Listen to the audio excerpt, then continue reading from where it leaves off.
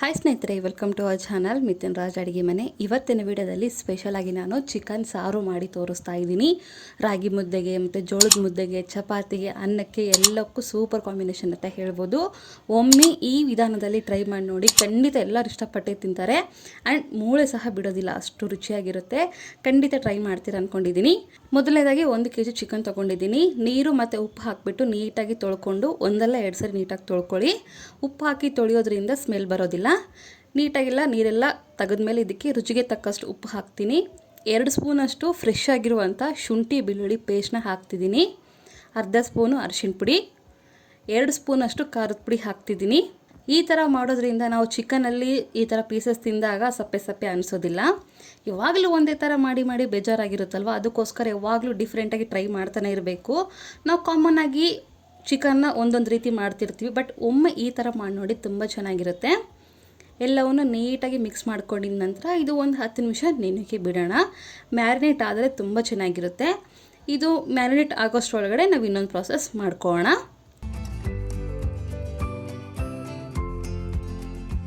ಈ ಥರ ಅಗಲದ ಕಡಾಯಲ್ಲಿ ಒಂದು 2 ಸ್ಪೂನಷ್ಟು ಕೊತ್ತಂಬರಿ ಕಾಳು ಹಾಕ್ತಿದ್ದೀನಿ.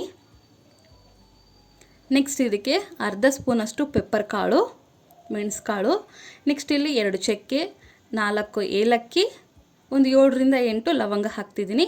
ನೆಕ್ಸ್ಟ್ ಒಂದು ಕಲ್ಲಿನ ಹೂವು ಅಥವಾ ಸ್ಟೋನ್ ಫ್ಲವರ್ ಅಂತಾರಲ್ವ, ಅದನ್ನು ಹಾಕ್ತಿದ್ದೀನಿ. ಇದನ್ನು ಮೀಡಿಯಮ್ ಫ್ಲೇಮಲ್ಲೇ ಹುರ್ಕೋಬೇಕು. ನೆನಪಿರಲಿ, ಮೀಡಿಯಮ್ ಫ್ಲೇಮಲ್ಲೇ ಇರಬೇಕು. ಯಾಕಂದರೆ ಕಲರ್ ಚೇಂಜ್ ಆದರೆ ಚಿಕನ್ ಕಲರ್ ಚೇಂಜ್ ಆಗುತ್ತೆ, ಅದಕ್ಕೋಸ್ಕರ ಮತ್ತೆ ಹೇಳ್ತಿದ್ದೀನಿ. ನೋಡಿದ್ರೆ ಇದಾಗಿದೆ. ಒಂದು ಪ್ಲೇಟಲ್ಲಿ ಎತ್ತಿಟ್ಕೊತೀನಿ. ಇದು ಸ್ವಲ್ಪ ಆರಲಿ. ನೆಕ್ಸ್ಟ್ ಅದೇ ಕಡಾಯಲ್ಲಿ 1 ಸ್ಪೂನಷ್ಟು ಎಣ್ಣೆ ಹಾಕ್ತಿದ್ದೀನಿ. ಎಣ್ಣೆ ಸ್ವಲ್ಪ ಕಾದ್ಮೇಲೆ 2 ಮೀಡಿಯಮ್ ಈರುಳ್ಳಿನ ಸಣ್ಣದಾಗಿ ಕಟ್ ಮಾಡಿಕೊಂಡು ಹಾಕಿದ್ದೀನಿ. ಇದನ್ನು ನೀಟಾಗಿ ಫ್ರೈ ಮಾಡ್ಕೋಬೇಕು. ಒಂದು 50% ಫ್ರೈ ಆದರೆ ಸಾಕು. ಆ್ಯಂಡ್ ನಿಮ್ಮೆಲ್ಲರ ಹತ್ರ ಒಂದು ರಿಕ್ವೆಸ್ಟ್, ನನ್ನ ಚಾನಲ್ನ ಮೊದಲನೇ ಬಾರಿ ನೋಡ್ತಿದ್ರೆ ಪ್ಲೀಸ್ ಎಲ್ಲರೂ ದಯವಿಟ್ಟು ಸಬ್ಸ್ಕ್ರೈಬ್ ಮಾಡ್ಕೊಳ್ಳಿ. ಒಂದು 2 ನಿಮಿಷ ಇದನ್ನು ಫ್ರೈ ಆಗೋಕ್ಕೆ ಬಿಡೋಣ. ನೋಡಿದ್ರೆ ಇದು ಆಗಿದೆ.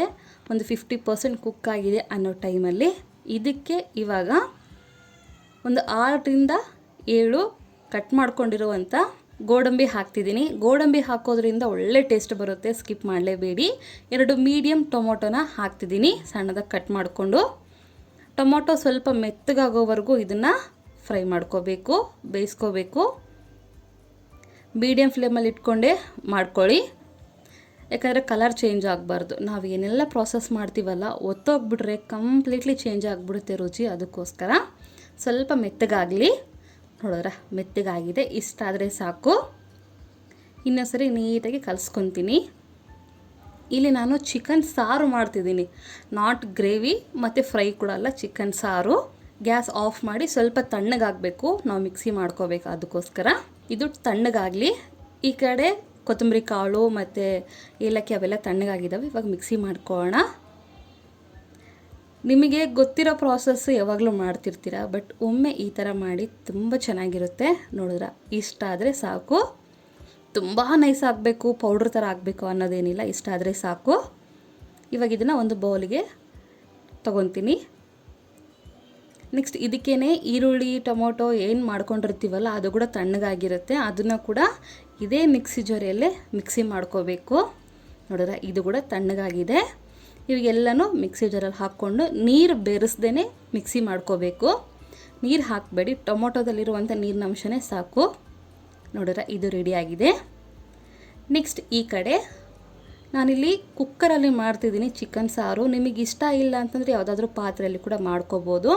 ಒಂದು 5 ಸ್ಪೂನಷ್ಟು ಎಣ್ಣೆ ಹಾಕ್ತಿದ್ದೀನಿ, 2 ಬಿರಿಯಾನಿ ಎಲೆ, 1 ಸ್ಪೂನ್ ಶಾಜೀರ, 4-5 ಮೆಣಸಿನ್ಕಾಯಿನ ಉದ್ದದಾಗಿ ಕಟ್ ಮಾಡಿಕೊಂಡು ಹಾಕಿದ್ದೀನಿ. ಇಷ್ಟೆಲ್ಲ ಹಾಕಿದ್ದೀವಿ, ಖಾರ ಅನಿಸುತ್ತಾ ಅಂತಂದರೆ ಅನಿಸೋದಿಲ್ಲ, ಯಾಕಂದರೆ ಟೊಮೊಟೊ ಆ್ಯಡ್ ಮಾಡ್ತೀವಿ. ಅದಕ್ಕೋಸ್ಕರ ಕೈ ಆಡಿಸ್ಕೊಂಡಿದ ನಂತರ ನೆಕ್ಸ್ಟ್ ಇದಕ್ಕೆ ಈರುಳ್ಳಿ ಟೊಮೊಟೊ ಪೇಸ್ಟ್ ಏನು ಮಾಡ್ಕೊಂಡಿರ್ತೀವಲ್ಲ ಅದನ್ನು ಹಾಕ್ತಿದ್ದೀನಿ.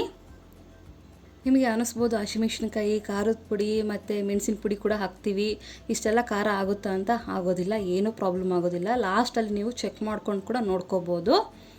ಅದೇ ಮಿಕ್ಸಿ ಜಾರಿಗೆ ಸ್ವಲ್ಪ ನೀರು ಹಾಕಿ ನೀಟಾಗಿ ಕಲಿಸ್ಕೊತೀನಿ. ಸ್ವಲ್ಪ ಎಣ್ಣೆ ಬಿಡ್ತಾ ಇದೆ ಅನ್ನೋ ಟೈಮಲ್ಲಿ ನಾವಿವಾಗ ಏನು ಮಾಡಬೇಕು, 1 ಸ್ಪೂನಷ್ಟು ಜಿಂಜರ್ ಗಾರ್ಲಿಕ್ ಪೇಸ್ಟ್, ಶುಂಠಿ ಬೆಳ್ಳುಳ್ಳಿ ಪೇಸ್ಟ್ನ ಕೂಡ ಹಾಕ್ತಿದ್ದೀನಿ. ನಾವು ಯಾಕಂದರೆ ಎಕ್ಸ್ಟ್ರಾ ಮಸಾಲ ಏನೂ ಆ್ಯಡ್ ಮಾಡೋದಿಲ್ಲ, ಇಷ್ಟೆಲ್ಲ ಮಾಡಿರ್ತೀವಲ್ಲ ಇದರಿಂದಲೇ ನಾವು ಮಸಾಲಾನ ತೊಗೋಬೇಕು. ಅದಕ್ಕೋಸ್ಕರ ಇನ್ನು ಸ್ವಲ್ಪ ನೀಟಾಗಿ ಕಲಿಸ್ಕೋಬೇಕು. ಆ್ಯಂಡ್ ನೆನಪಿರಲಿ, ಮೀಡಿಯಮ್ ಫ್ಲೇಮಲ್ಲಿ ಇಟ್ಕೊಂಡೇ ಮಾಡ್ಕೋಬೇಕು. ಇವಾಗ ಇದಕ್ಕೆ ಆಲ್ರೆಡಿ ಚಿಕನ್ನ ಮ್ಯಾರಿನೇಟ್ ಮಾಡಿ ಇಟ್ಕೊಂಡಿರ್ತೀವಲ್ಲ, ಅದನ್ನು ಹಾಕಿ ಐ ಫ್ಲೇಮಲ್ಲಿ ಚಿಕನ್ನ ಬೇಯಿಸ್ಕೋಬೇಕು. ಚಿಕನ್ ಹಾಕಿದ ಮೇಲೆ ಐ ಫ್ಲೇಮಲ್ಲಿ ಇಟ್ಕೊಂಡೇ ಮಾಡ್ಕೊಳ್ಳಿ ಪ್ರಾಸೆಸ್ ಎಲ್ಲನೂ.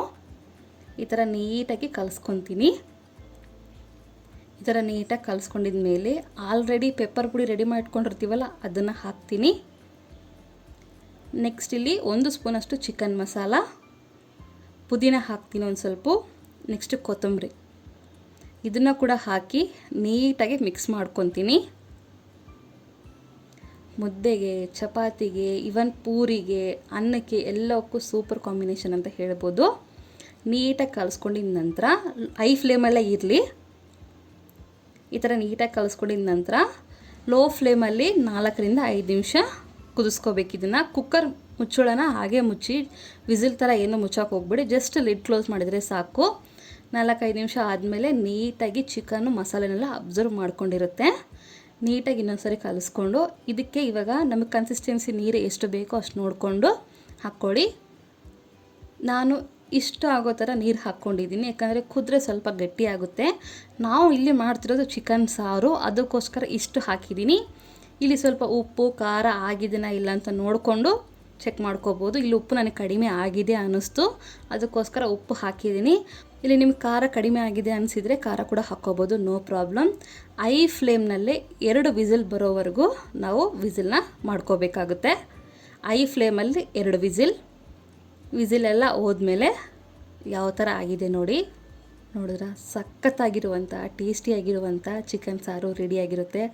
ರಾಗಿ ಮುದ್ದೆಗಂತೂ ತುಂಬ ಚೆನ್ನಾಗಿರುತ್ತೆ. ಕಂಪಲ್ಸರಿ ಒಂದ್ಸರಿ ಟ್ರೈ ಮಾಡಿ. ನೋಡಿದ್ರೆ ಗ್ರೇವಿ ಕೂಡ ಸ್ವಲ್ಪ ಗಟ್ಟಿಯಾಗಿದೆ. ಇಷ್ಟಾದರೆ ಸಾಕು, ಯಾಕಂದರೆ ಸಾರು ಹಿಂಗಿದ್ರೇ ಚೆನ್ನಾಗಿ, ನೀರಾಗಿದ್ದರೆ ಮತ್ತು ತೀರಾ ಗಟ್ಟಿಯಾಗಿದ್ದರೆ ಚೆನ್ನಾಗಿರೋದಿಲ್ಲ. ಈ ಥರ ಇದ್ರೇ ಚೆನ್ನಾಗಿರುತ್ತೆ. ಖಂಡಿತ ಟ್ರೈ ಮಾಡ್ತೀರ ಅಂದ್ಕೊಂಡಿದ್ದೀನಿ. ಈ ವಿಡಿಯೋ ಇಷ್ಟ ಆದರೆ ಲೈಕ್, ಶೇರ್ ಆ್ಯಂಡ್ ಸಬ್ಸ್ಕ್ರೈಬ್ ಮಾಡ್ಕೊಳ್ಳೋದನ್ನು ಮಾತ್ರ ಮರಿಬೇಡಿ, ಓಕೆನಾ? ಮುಂದಿನ ವಿಡಿಯೋದಲ್ಲಿ ಮತ್ತೆ ಸಿಗ್ತೀನಿ. ಅಲ್ಲಿವರೆಗೂ ಟೇಕ್ ಕೇರ್, ಬಾಯ್.